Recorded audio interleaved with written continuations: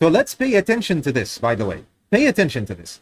Sometimes you have people that have fallen into bid'ahs, or some of the biggest of ulama, they have fallen into some bid'ahs, mistakes here and there. But they were always paying attention to the sunnah. They are always trying to follow the sunnah. And as the Shaykh al-Allama Rabi' ibn Hadi al-Madkhali in his explanation, if you remember, we went through it, but it's not recorded. Maybe we go through it again, inshallah azza wa jal. In his explanation of Usul al-Sunnah for Imam Ahmad ibn Hanbal, he mentioned something which is of great value. He said that to the extent, to what I recall, is that the people, even the ulama, when they are experiencing, dealing with the people of bid'ah firsthand, and growing up in an environment like that, or reading in the books of the people of bid'ah and experiencing them, dealing with them, often makes a person fall into these bid'ah. And this is a golden benefit by the Shaykh. May Allah subhanahu wa ta'ala preserve this allama, this mountain of ilm, Shaykh Rabi' ibn Hadi al-Madkhali. So he mentioned that this is why some people, they fall into these mistakes. He grows up in an environment which is upon bid'ah, and he reads in the book of the people of bid'ah. He's influenced and taught by the people of bid'ah, and there's so much dealing with them that in some areas he falls into some of these bid'ah. He gets convinced and he falls into some of these bid'ah, and these are mistakes. But when we look at these people that have fallen into some mistakes, such as one Imam Al Nawawi or al-Hafidh ibn Hajar al-Asqalani, Shaykh Salih al-Shaykh, may Allah subhanahu wa ta'ala preserve him, he mentioned this, and it's on YouTube. I believe it's been translated as well.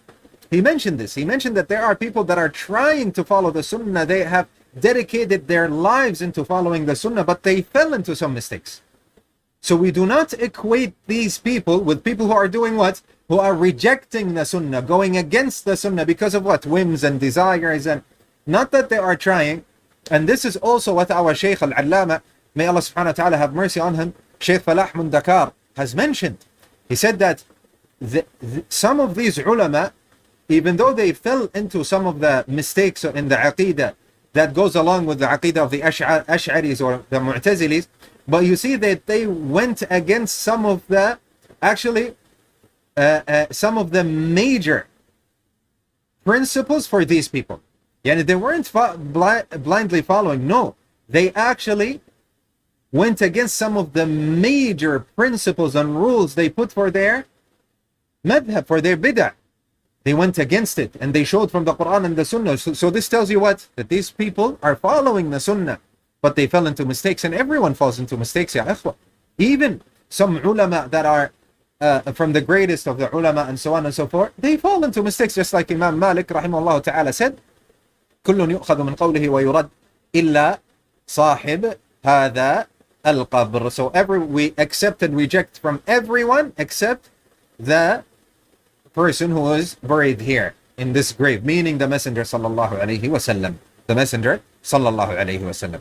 So we have to pay attention to this. And if you start reading in the Sharh, the explanation of Imam Muslim, the explanation of al-Nawawi rahimahullah ta'ala on Sahih Muslim, you find that Imam al-Nawawi rahimahullah ta'ala heavily criticizing and going against the people that don't accept khabar al-ahad, that only accept the hadith which are mutawatir, and these are from the usul, the fundamental principles of the people of bid'ah, and he hammers them down, not once or twice, or throughout the book he keeps on mentioning this and showing the falsehood of this principle of the people of bid'ah. So pay attention to this. Don't fall into